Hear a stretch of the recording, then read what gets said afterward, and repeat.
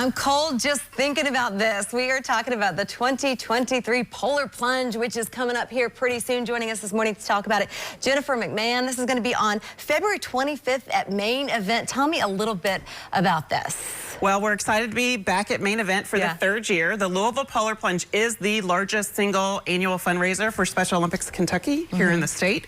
We are hoping to get back to about 500 folks this year and raise $150,000 for Special Olympics Kentucky. So for people who maybe haven't seen the video of this done before, people actually jumped into really cold water for this, right? Well, it does depend on the weather, but I will tell you that coming out of the fire hydrant, I think the water is about 50 degrees, so that's cold, regardless of what the air temperature is.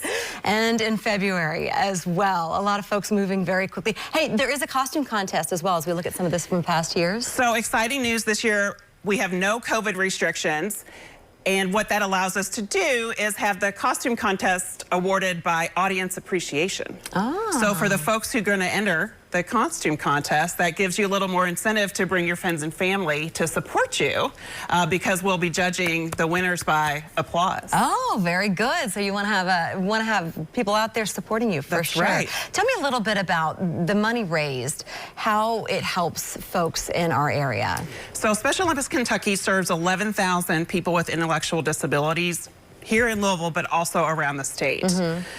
Most people understand Special Olympics as a sports organization, and that is the crux of what we do. We offer 15 different sports throughout the year, but what a lot of folks don't know is that Special Olympics is the largest provider of free health and wellness screening and referral services for people with intellectual disabilities. And that's not just in Kentucky, but that's around the country. And so the money raised here by the folks who are either brave or bonkers and jump in this pool, that money is going to support athletes here in Kentucky. It's going to provide them with free physicals, so that they can participate in the sports throughout the year.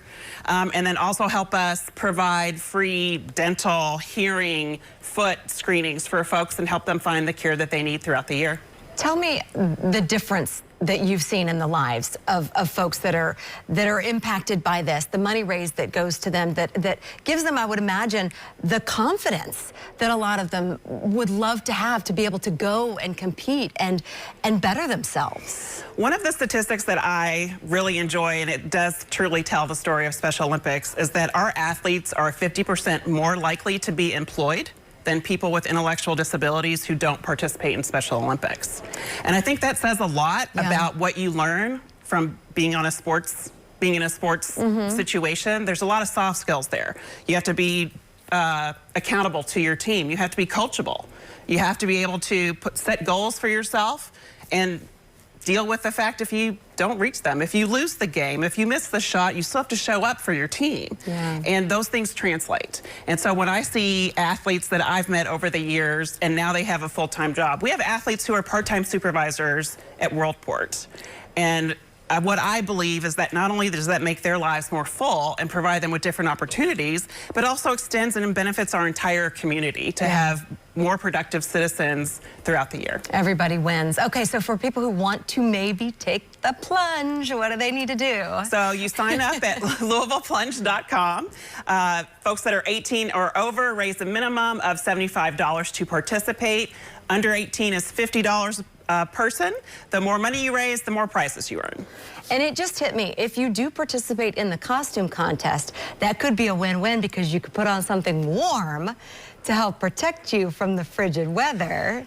That's true. However, best practices are, I have learned in the 8 years I've been watching people do this, the best practices are to go in the pool lightly dressed. Shorts and a t-shirt. The more clothes you wear, the heavier it is. You know, so even just that to get out of the pool, but then now you're wearing soaking wet clothes. And that's stuck with you for a little while. Okay. You see people trying to climb out of a pool with jeans and boots on, and it's difficult. Not a good idea. Okay. All right. Thank you. We really appreciate you being on this morning. Really cool event that you all do.